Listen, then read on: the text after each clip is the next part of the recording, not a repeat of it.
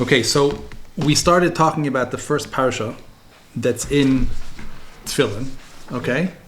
And if we remember, the first parsha has the first element in it, which is Hashem says, Kadosh li kol bachar, and it's sort of like a hakdama. And then it doesn't describe anything about how to be Kadosh a bachar. And then we have a whole conversation about Hashem tells us that I want you to remember the day you left Mitzrayim, that He took you out with strength, v'chozek yad, and therefore I want you to make sure it's in the spring every year, and I want you to eat matzah and not eat chametz, and don't even own chametz, and then tell your son that the reason why Hashem took you out of Mitzrayim was because of this avoda of not eating chametz, eating matzah, right? And the time of Aviv, and it doesn't mention it over here, but there's Chazal of Mekasher, eating Korban Pesach and eating Maror. Yeah. All of these is the reason why Hashem did this for me, left Mitzrayim. Right.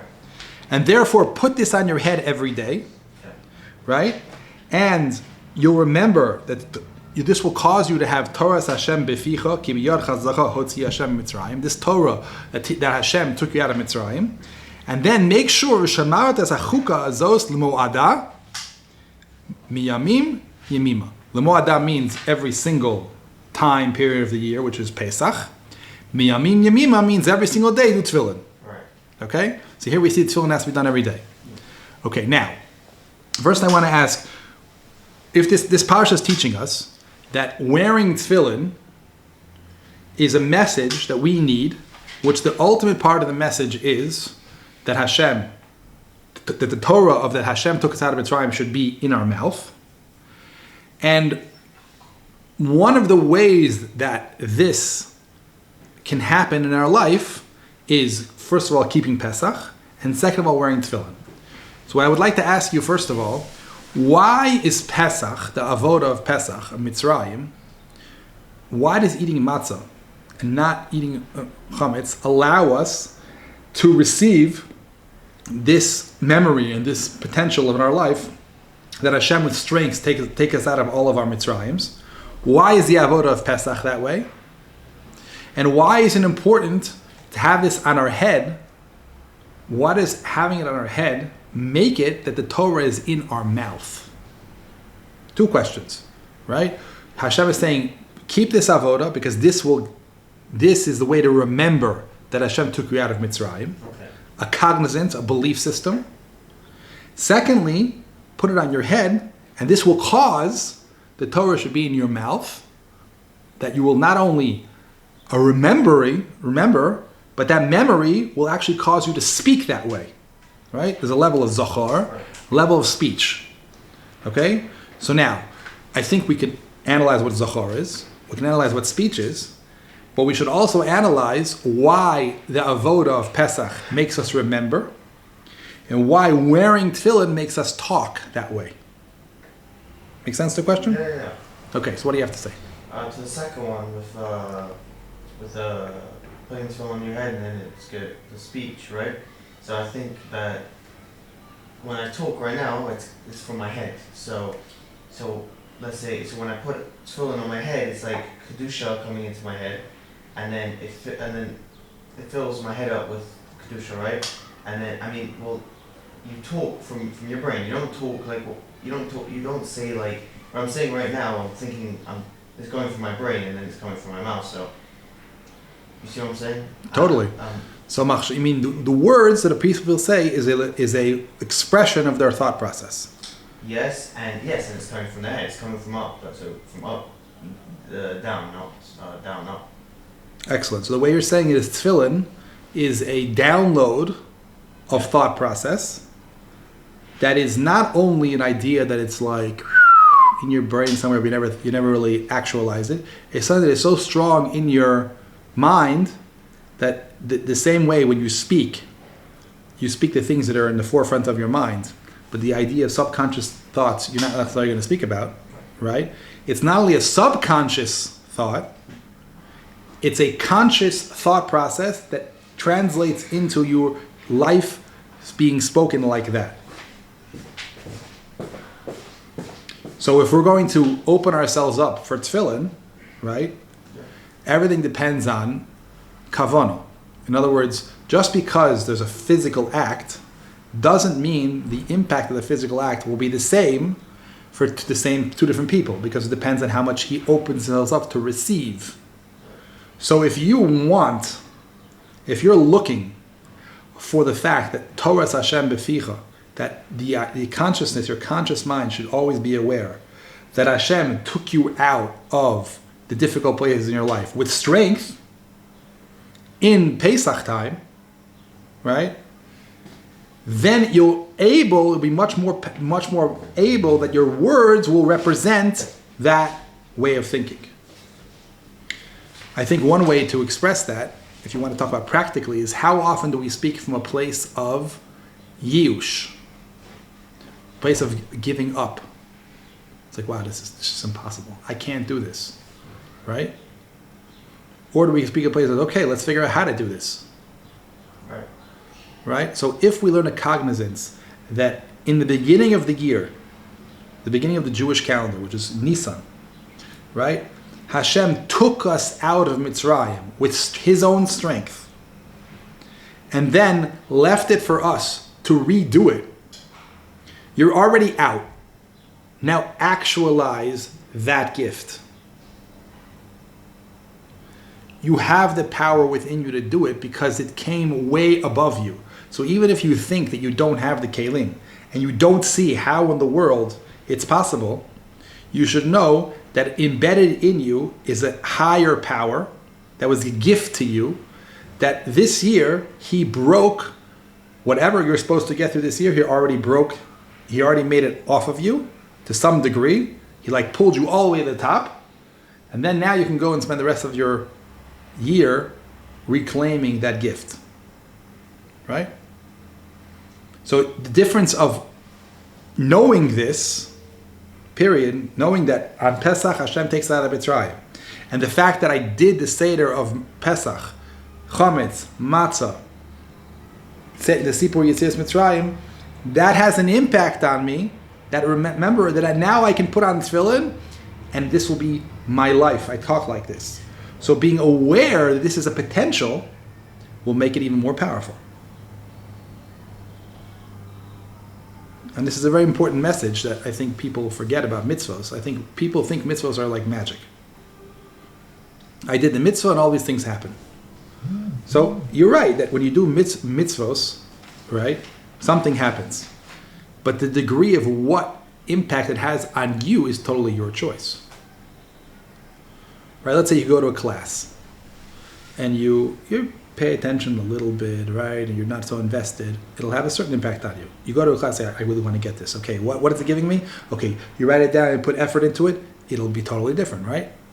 So when we wear tefiilin, by knowing what the parshios mean and what the potential of the information in your brain is, now you have the power to get that message so much stronger than you had before you learned it, which is why we're learning the mitzvah. So let's say, for example, you feel a situation of yiush. Like, I can't do stuff. Just can't. I don't have power. It might be a smart idea to get a download, put on my tefiilin. Okay. Yeah. Okay, He took me out of Mitzrayim. Let's do it. He gave me the gift already. We can do it. We wear the tefiilin because He took us out of Mitzrayim. We're with the tefiilin. There's 4 messages in the tefiilin. We only learned one of them now. But the message that He gave us is, first of all, make yourself kadosh, kadeshli. Realize that the beginning of every family is holy. And then, how do you actualize this? When you look at all the blocks that you have, don't take them very seriously, because I broke them already. And just work with me, and you'll have the power to get out of them. That's the message of tefiilin. The first parsha.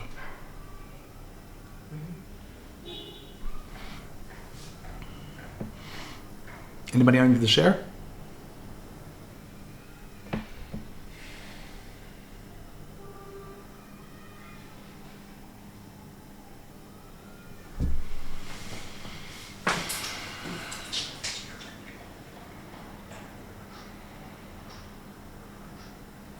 Why is it that it has to be a specific,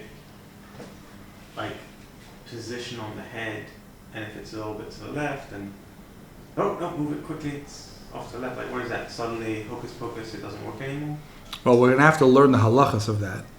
But just to put it in a framework, if you do, let's say, chiropractic work, or let's say you do acupuncture, right?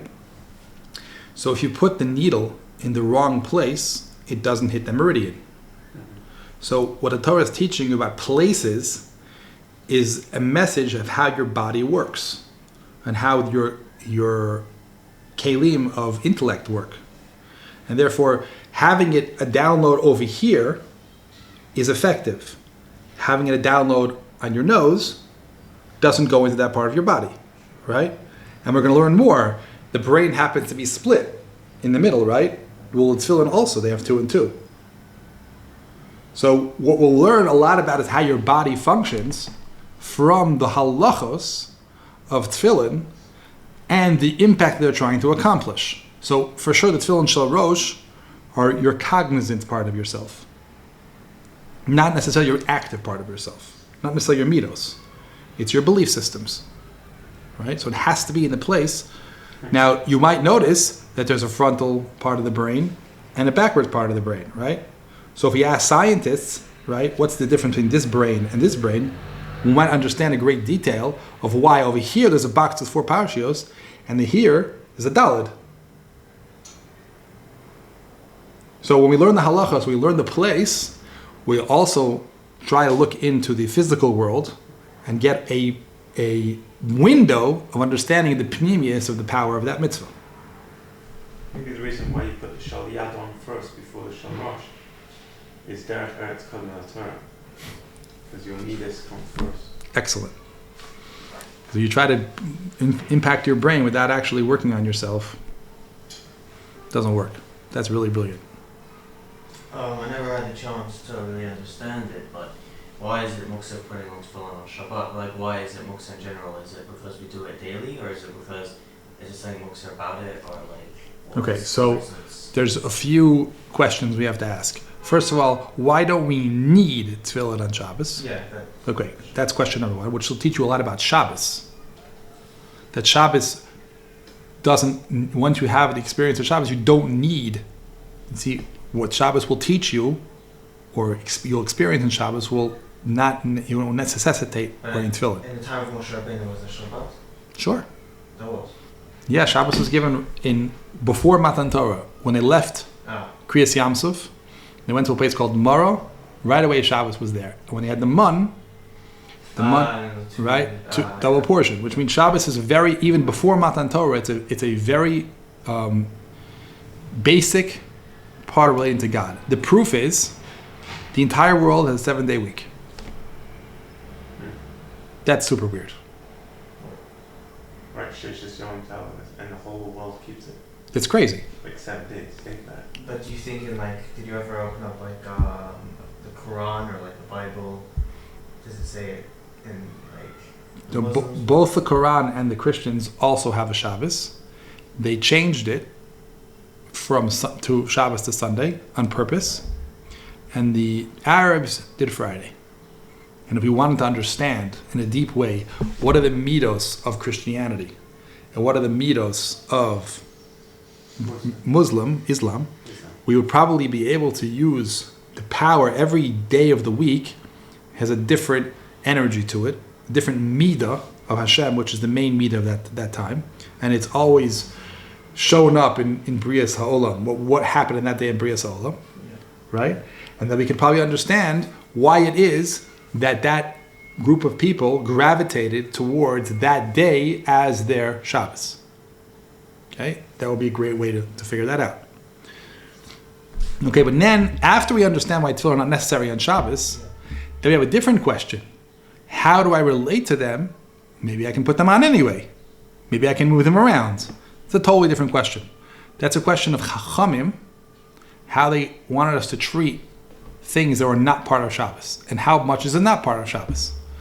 So we'll learn that. We'll learn about tefiilin and Shabbos in the middle of this learning, and then we'll understand, B'ezrat Hashem, all the things you asked. But what I like about what you're doing is you're suddenly questioning everything. It's like, wait a minute, this is kind of an important thing. Right. Hey, Why do I lose it sometimes? Shabbos, Yontif, what does that mean? And all these things can teach you a lot about the world. A lot about Shabbos, a lot about tefiilin.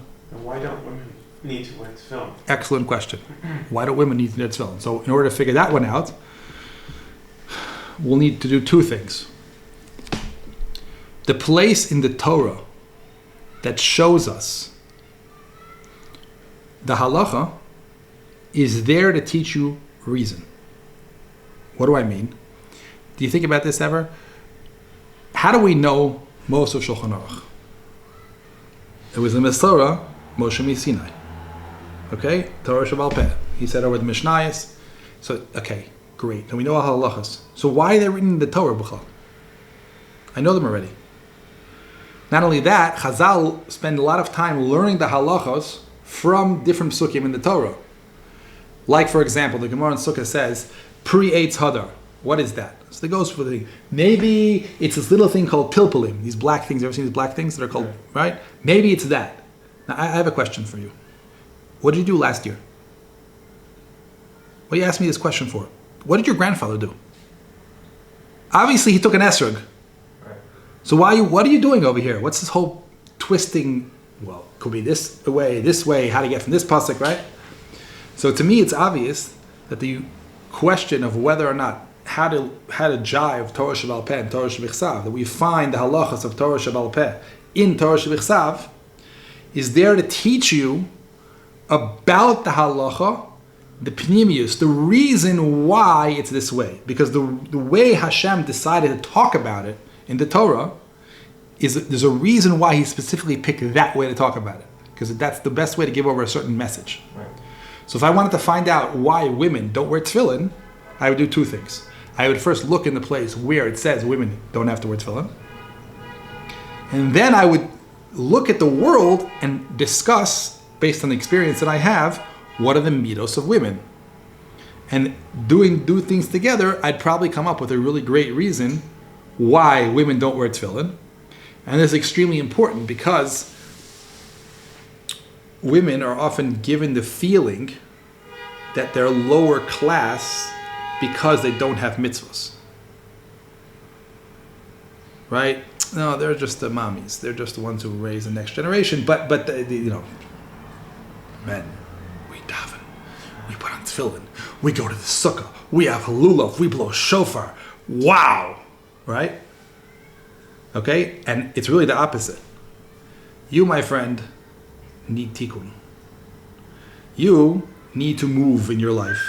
And you need a mitzvah to help you have your soul impact your body.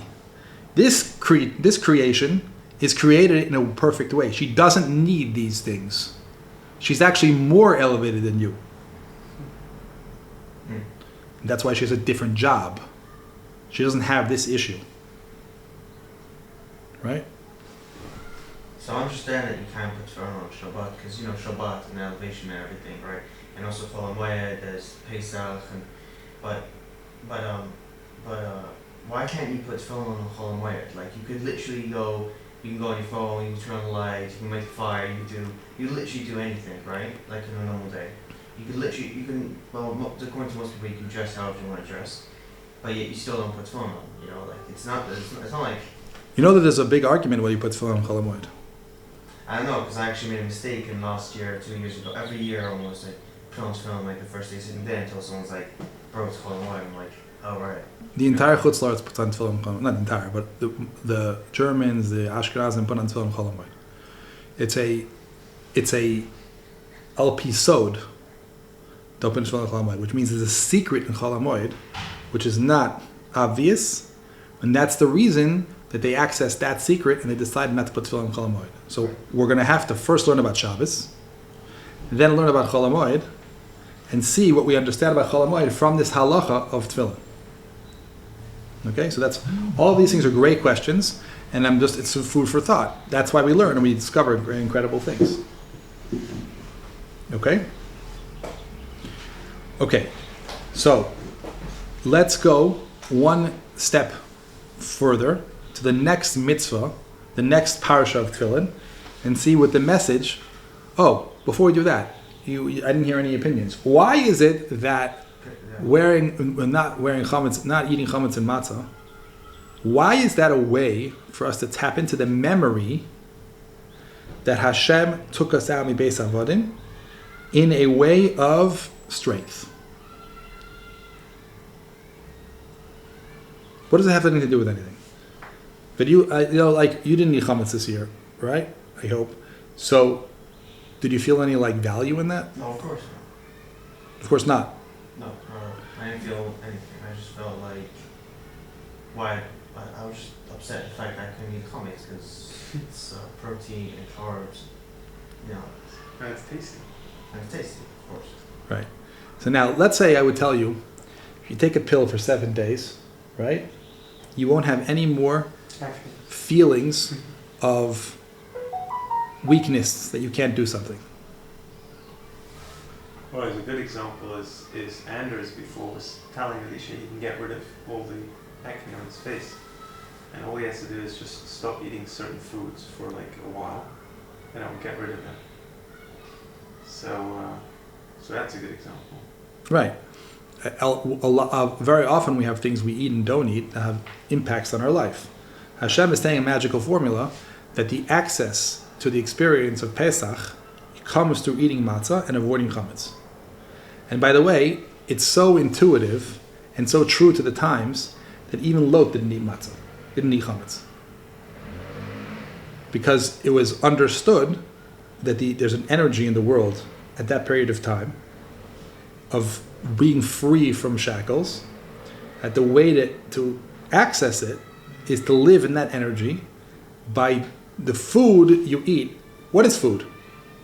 Food is a creative power in you, because your chiyut, your life source, comes from that food. So whatever that food is, that's what you become. So if you want to be a kli to receive something, right? So then you have to, let's say you're going on a retreat and you want to do meditation and holistic healing, right? And you go and you bring your rugalach and your speed and your drinks, what's it called, XL, right? And you smoke, right?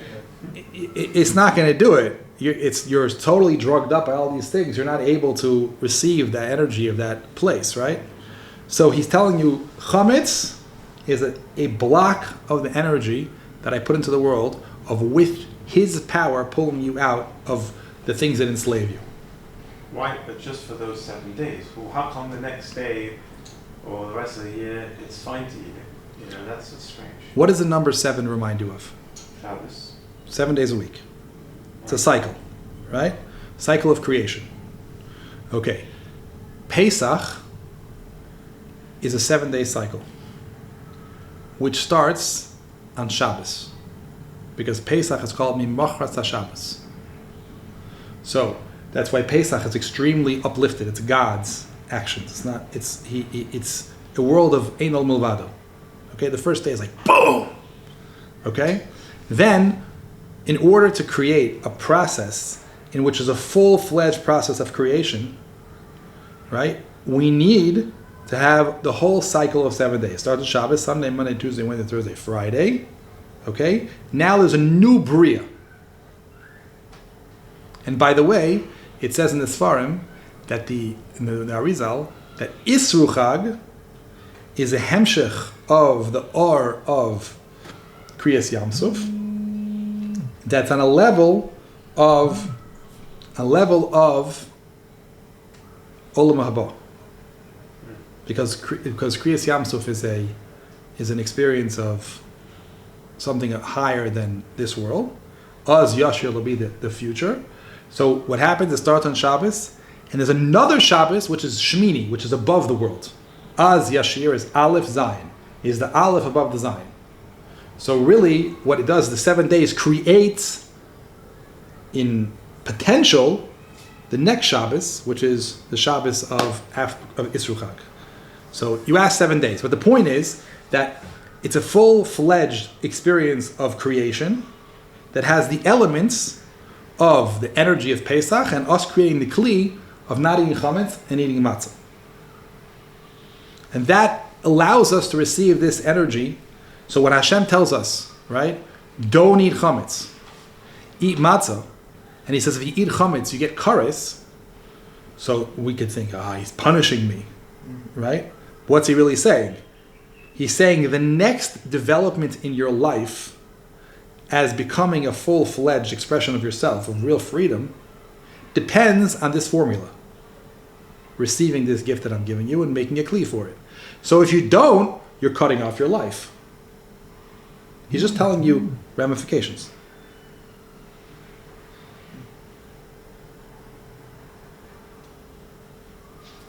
Okay? You with me? I still have to get over the whole punishment, consequence thing. What I would check is, and anybody who has to give over the punishment thing, is how does it serve you to believe? It doesn't. Well, then you wouldn't do it. Yes, you would, because if you're being brainwashed in that way, then that's what you believe. Anything you believe, if you challenge it and you change your belief system, can change in 1 second. Unless you're invested... Yeah, unless I tell you you're a woman. Well, women change their belief system in a second. No, you're a woman. Yeah. I wouldn't believe you. What do you mean? But you are. But I don't believe you. What if I'm right? I don't care. I think you're wrong. That's belief. Belief doesn't mean like I thought about it and I agree with you in conceptual. No, this is my belief. This is where I'm at. This is how I see the world. Now, if you didn't have a change of belief, then you're going to continue as that way, right? You believe what you want to believe. So why hasn't my belief changed? I told you, I think because you're invested in, it serves you to believe the other way. Why would it serve me to believe? That's a good question. That's avodas amidos. Why would it serve me to believe that? So you're saying, so what are you saying? You're saying, if I believe something so much, that's what I'm going to be. That's how you're going to experience life.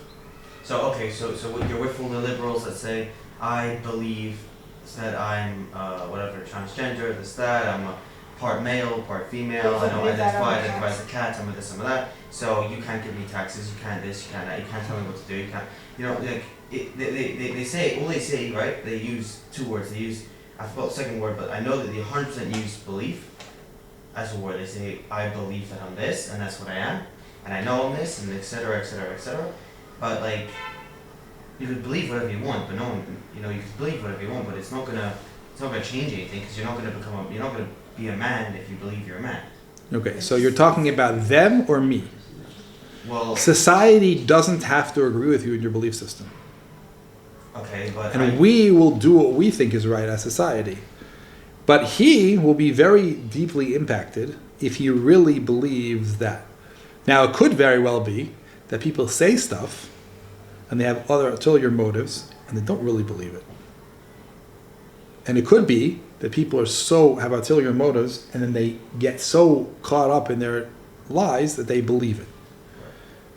It also is true, from my personal experience, that I have had the zchus to have a conversation with a person who was born in the Haredi world, very sheltered, a beautiful, beautiful boy, who has said from the very, very young age that he feels like he's a girl, and he cries tears that he doesn't have a rechem, and he doesn't have a womb, and doesn't have a cycle, and he won't ever have babies, and he feels completely out of place in this world, and it's literally painful existence, right? And he's sweet, developed, spiritual, holy boy, but and it's not like it's from he was a baby, and everybody knows it. He's a good one. Now, I would never say to him, and I don't agree with it, and I definitely think it's judgmental to say, all you need is therapy. Well, he could also go to the doctor and check if he has a wound. He also could. He's a man. He's a boy. He knows he's a boy. Okay, so what's he knows he's physically a boy, but he feels his whole expression in the world is female.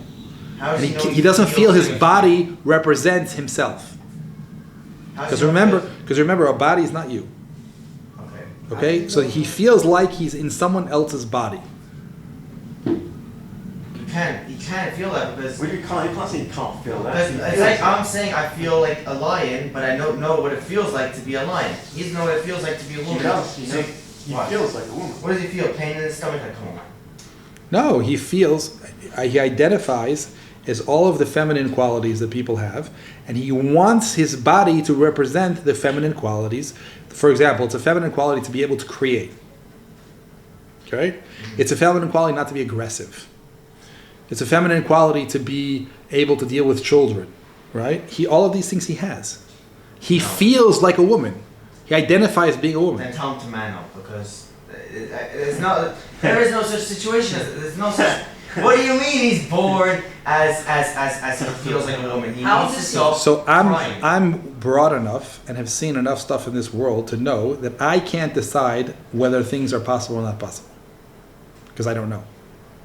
I know that it's extremely real to him because he told me. And therefore, I'm going to be sensitive in every way that I treat him to the experience that he's having, because I'm not a jerk. Does he play sports? Whatever you're going to have a conversation with him after you will listen and care, you'll see this guy identifies completely as a girl. How old is he? 14. I don't know, man. This is too crazy for me. Okay. Welcome to the world. Welcome to the world of crazy stuff. There's a world of So what's the answer to him? What should he do? That's a very good question. He asked me that, and I said, I'll tell you the honest truth. The only person who's going to know the answer to that question is you. And our job is to help you, teach you the halakim of the Torah that we understand, that will guide you, and then you will decide what all of that Torah means to you. And you are going to teach us. Do you know who else was a woman but in a man's body? Is there like a known sickness? Is there like a name? Yosef inside it. How do you know that? He was meant to be Dina. They switched in the womb. You're now assuming that the concepts that it says in the Zohar about neshama of nukva that has something to do with this. I have no idea if that's true. Yosef was switched in the womb. Yeah, I understand. And that's why Yosef had the thing with his hair in the mirror. Yeah, it could be. I don't think it's the same level you're talking about, because if you have a conversation with them, it's very real. And I also think that if you notice, the fabric of reality is really coming apart. The world is going to a place much more of tohu than it is of organized. So now, what are the rules? Things are going to look kind of funny. Even the weather is going to change, and I don't know what's going to happen. One thing I'm going to tell you for sure is I'm not going to decide what's existing or not existing, because I don't know. I'm not end all, be all, know all. That's not. So what I'm going to do is be in receiving the world and hearing the world. Now, some people are liars.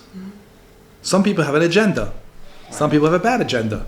There are for sure people out there with the trans situation that for sure have a bad agenda. You can see it straight through it.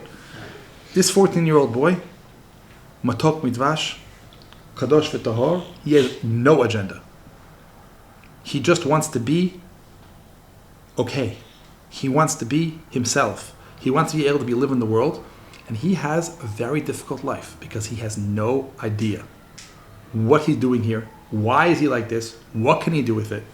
And it's a constant thought process. Of course his parents know. His parents sent him to me. Does he go to school? Yes. To an only boys school? No. He goes to a Chiloni school because it's the only place they will accept him. He's a frum boy. And I'm not mistaken, at this point he goes in girls' clothes. No, he doesn't. And I encourage him to do so. What? Mm-hmm. Why? Because he needs to follow his path. I got my monkey. He needs to be expressed to figure out what he's supposed to do. If you shut him down, he'll never figure it out. But kids don't laugh at him. Then you're encouraging him. I'm telling him that he needs to trust himself. A person, neshama, a person's tzelem Elohim does not lie. If he's being honest with himself, really feeling it, then I have no safek that will bring him to close to Hashem. And you have to also mistader with the Torah. So you have to look in the Torah and see where Hashem is directing you. I'll give you another example. Okay? Also a very hot topic. The Torah says a person is not allowed to be gay. Okay? Now, we have a person who's born. Not allowed to do the gay act. Not allowed to do a gay act. A man is not allowed to be with another man. And a woman is not allowed to be with another woman. Minato. Oh. It says it doesn't say it in the Torah. It says Kemase Eretz Mitzrayim Lo Sasu, and Chazal say since in Mitzrayim women married women, right? then that is also asur min Torah. It's not a lav. It's not, you don't get chiyuv misa, but it's also asur. So you're saying it's asur to be gay? Now, here you have a beautiful little boy, a beautiful little girl. Oh. One of them happens to be my daughter. What happened? Huh? And she says to me, I am only attracted to women. Huh? Get your ass out of here. Impossible. I cannot function in this world. I cannot get an intimate experience by being with a man. Impossible. I have no attraction whatsoever. Okay? Now we have two choices. This person is meant to have no intimate experience in this world because the Torah says you shouldn't be gay. Or we have an experience where we say, listen, I understand the Torah says that, but I can't do that because then I will die, because most of them commit suicide. Right. So what does Hashem want from me? Right? You know how prevalent this question is? You know how prevalent it'll be in 10 years? Do you know that most of the kids nowadays have no problem with being both? Especially girls. Yeah, bisexual is like a new. It's just like normal. The neat thing. Okay, so now the world is coming apart at the seams. Okay, now what we can do is we can freak out and say, but it says in the Torah. Or we can be wise and say the Torah is discussing shleimus. The Torah is saying this is the best way to get close to Hashem. Now, we can look in reality and see, way before we get to the topic of gays and transgender, literally a million ways that people do not keep the Torah and can't keep the Torah. As an example, what I always give, because it's easy to see, a 13-year-old cannot be expected not to be motzi zar levatala. To not masturbate. Okay. It won't happen. You can try whatever you want. Right, A 13-year-old is not capable. They don't have enough das. They definitely don't have enough training for most people to not masturbate. To stop themselves. In Shulchan Aruch it says, in Siman Chaf Beis and Ibn Ezra, it's the worst aveir in the Torah. Mm-hmm. Now, the entire generation, including Yosef HaTzadik, because it says in the Rav Vidali that when he says Misalsa B'Sa'arot, that was Moti Zer Levatala. Mefurish and Rav Vidali, and it's clear in Chazal because the only person who wasn't Nichshal in that chet was Yaakov Avinu, which is Kochi V'Reishus Oni, right? The first time he ever was Moti Zer was Ruvain, but he's the only human being, including Adam Harishon, who was also had 130 years of being Moti Zer Levatala. Now, we have a halach in the Torah and Shulchan Aruch. Oh my God, you're not keeping the Torah. You're telling me Yitzchak Avinu was... Okay? Hello, Rabbi. Yes. I have a question. When I was 12, I used to, and now that I'm 13... You could be open, you don't say you know. Okay. So, when I was 12, I used to masturbate, and now that I'm 13, I don't. Okay, great. You grew. I mean, it's hard not to, but You grew, and you know what? You just said at 13 years old. I said that when you start. I mean, 13 is a arbitrary number. I mean, when the person is informed from their body, this is the thing. Most people, I can't say all because there's no such thing as all. Most people do not have the chinuch and also the midos developed enough to be able to resist that desire. Well, the willpower. Yeah. Willpower and midos are the same thing. So now, does that mean that all of us are doomed to hell? Exactly, that's what I mean. You have to say it like that, right? Oh my God. Right? I mean, that's what people think, right? But that's such a dimion thing. I mean, really. It's not only that, there's hundreds of halachas you don't keep. Hundreds. At least, maybe thousands. Like? And not only that, most people won't keep them for the rest of their life. So what does that teach you? That teaches you the Torah is a goal. And that no one's It's shleimus. And we spend our entire life working our midos to get to that shleimus. It's an expression of neshama. It's an expression of chachma Eloi. We're higher chachma. Now let's go down to earth. We got to deal with all these stuff over here, and we got to figure out how to balance this and this, and we go, and we destroy the world, we build the world, blah, blah, blah, blah, blah, right? And all of that stuff is a way to get there. So why does it say it's the worst of error then? Why would it say that? If it You have to look at That's the worst of so error? when we learn, we'll learn what that even means, right? Because that's actually stupid, obviously, because nothing happens to you at a Bezdin level, but if you go kill somebody, you get Mises Bezdin. Do you really think that killing somebody is getting masturbation is worse than killing somebody? No. It's idiotic, right? So what does the Torah? What does Shulchan Aruch even mean?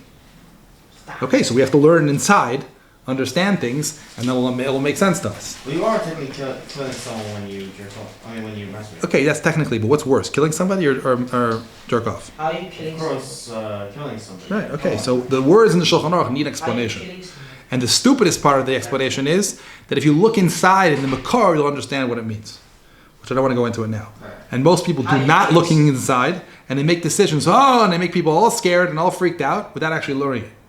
What does that mean you're killing someone when you masturbate? You just said. You like they're like potential kids, meaning like they're alive. Like when they're there, they're alive. But he's gonna die anyway. So what? Wait. So do you think it's technically killing someone masturbating? Because maybe they meant the Shulchan Aruch that you're actually killing someone and you're doing an affair on top of that, right? Since you're killing like a baby, right? You know if you want. Yes, I think we should learn the sugya of masturbation as a real question. Yeah, and we'll learn it. It's part of what we're going to learn on our bris. That's what he's doing. We're not going to get to it right away, but it's definitely something deep to think about and to learn and to inquire and to grow from, as opposed to being freaking out. That's for sure not what Well, Hashem we're not wants. learning about this on Wednesday night, right? Yes. Doomed to hell. Of course we are.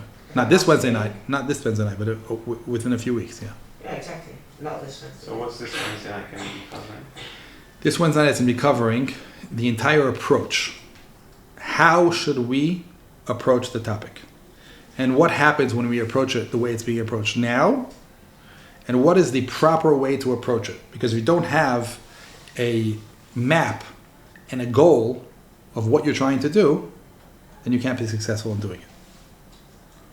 Right? So we can't even discuss the topic until we know how we're going to learn the topic. Good sign, obviously. Okay, so